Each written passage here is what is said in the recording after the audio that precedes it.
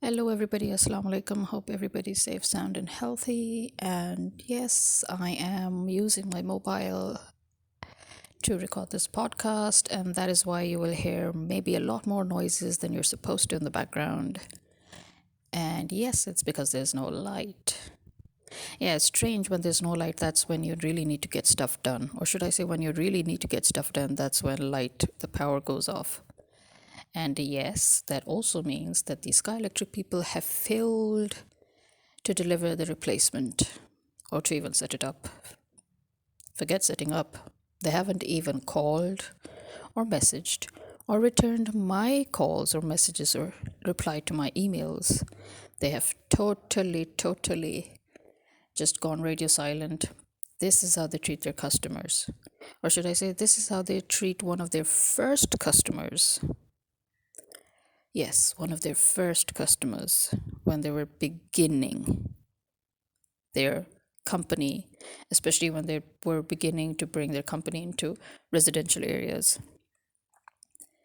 And again, those customers who have paid them double the amount for the installation that you would pay any other solar installer and maintenance people. This is how they treat their customers. And basically, half a month will be gone. So the last week of December, gone. First week of January, gone. Second week of January is when they say that they'll be bringing in the inverter, but I have no clue, especially since they haven't replied me with any further update. Yeah, that's why I wasn't actually, I was thinking that I would update everybody, after the whole thing's done, but it's taking, uh, you know, a lot of time. They they told me on the 30th of December. That is even after, after I really give it to them for not telling me when to expect a replacement and what their plans are and everything else. And they said that because the replacement has to come from Islamabad, and our Islamabad office has closed down for 4 days due to fog. I'm like, really? Lahore is foggy as hell. Have you heard of any offices closing down?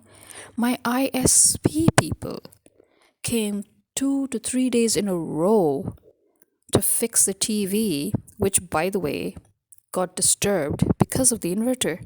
So basically, three appliances have sort of gotten disturbed. Yeah, so it doesn't matter that you shift the load to grid and everything.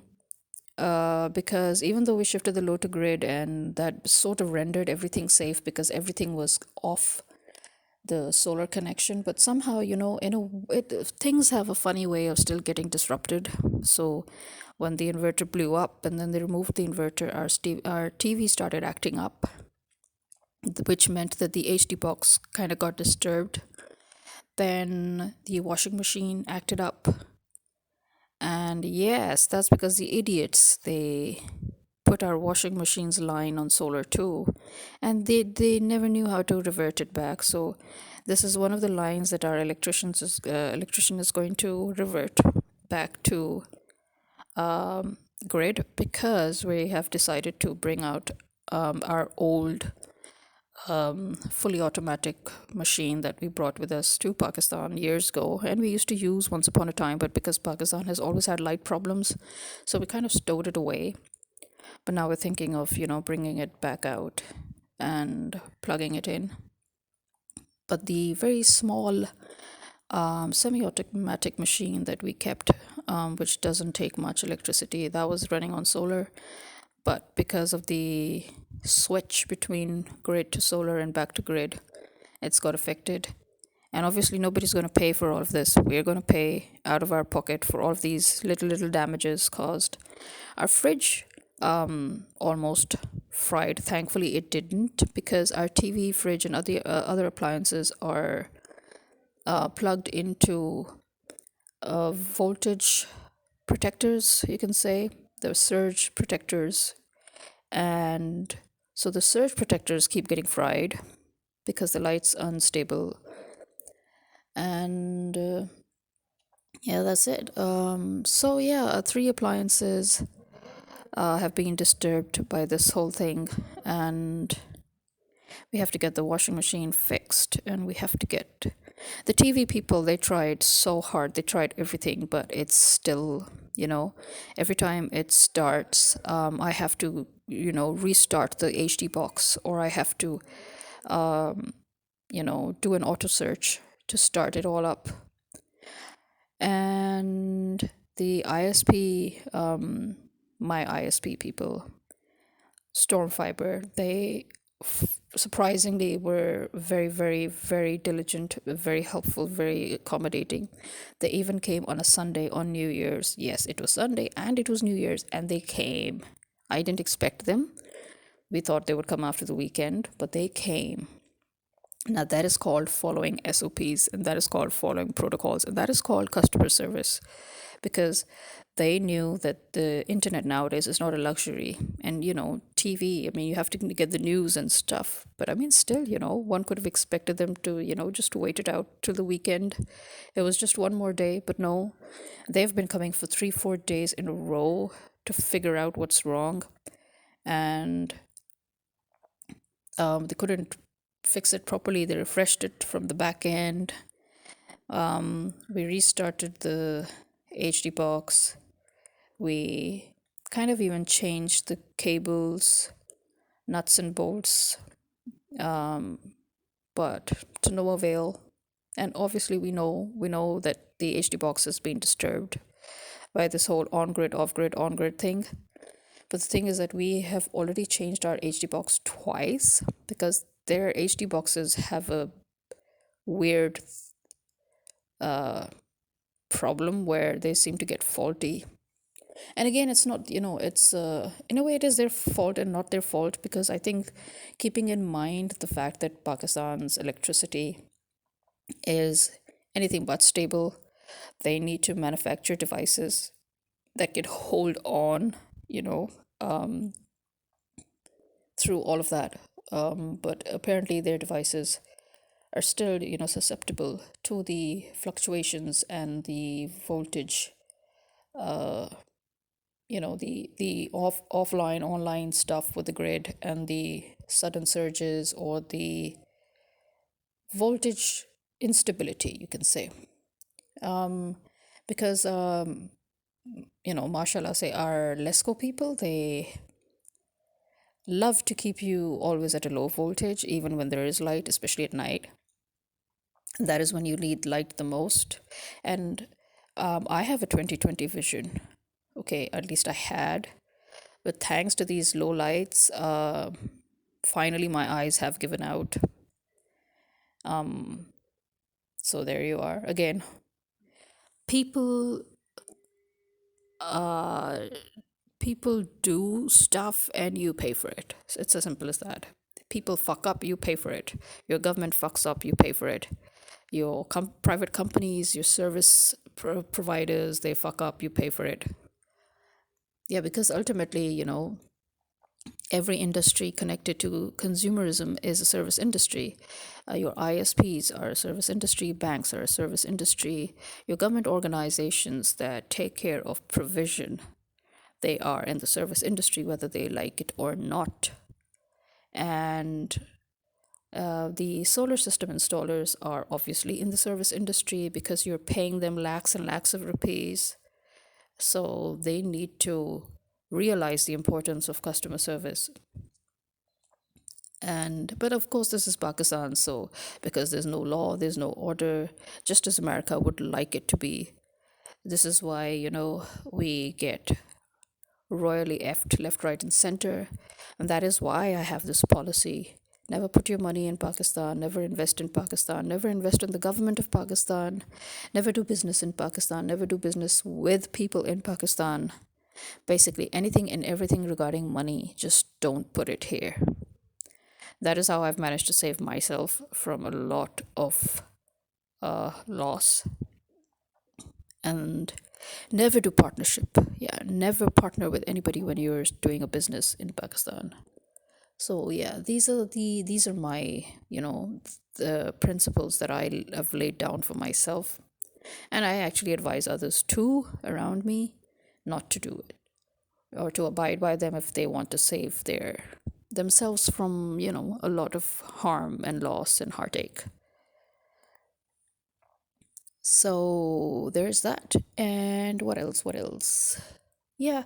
So yeah, a whole week has passed, but by my count, 10 working days have already passed.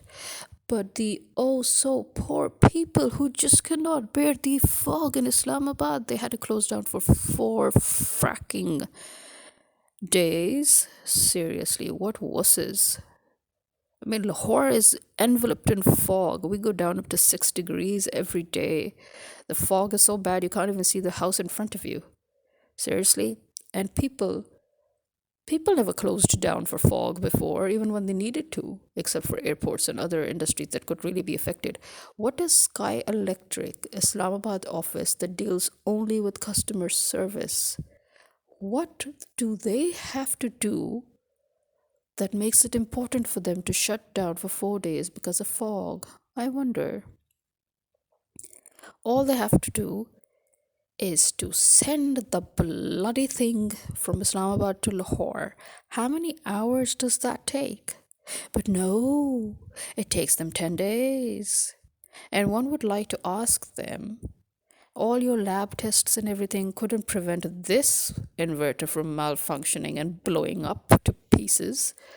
So, what lab tests are you doing that takes you 10 days?